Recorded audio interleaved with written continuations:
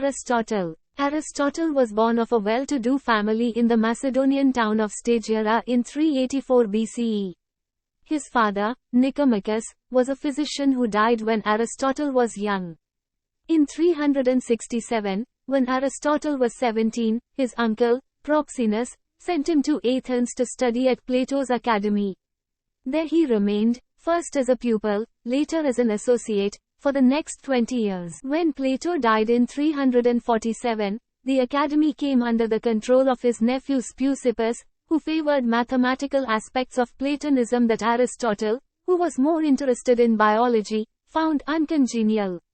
Perhaps for this reason, but more likely because of growing anti-Macedonian sentiment in Athens, Aristotle decided to leave. He accepted the invitation of Hermes, his friend and a former fellow student in the academy, to join his philosophical circle on the coast of Asia Minor in Assos, where Hermes, a former slave, had become ruler. Aristotle remained there for 3 years. During this period he married Hermes's niece, Pythias, with whom he had a daughter, also named Pythias. In 345, Aristotle moved to Mytilene, on the nearby island of Lesbos, where he joined another former academic, Theophrastus, who was a native of the island. Theophrastus, at first Aristotle's pupil and then his closest colleague, remained associated with him until Aristotle's death. While they were on Lesbos, the biological research of Aristotle and Theophrastus flourished. In 343, Philip of Macedon invited Aristotle to his court to serve as tutor to his son Alexander, then 13 years old.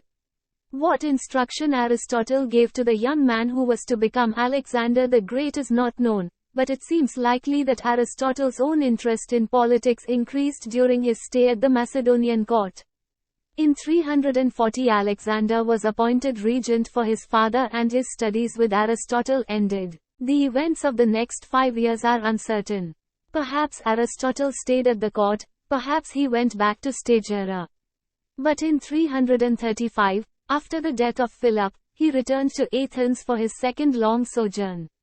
Just outside the city he rented some buildings and established his own school, the Lyceum, where he lectured, wrote, and discussed philosophy with his pupils and associates. Under his direction, they carried out research on biological and other philosophical and scientific topics. Theophrastus worked on botany, Aristoxenus on music, Eudemus wrote a history of mathematics and astronomy, Meno of medicine, and Theophrastus of physics, cosmology, and psychology.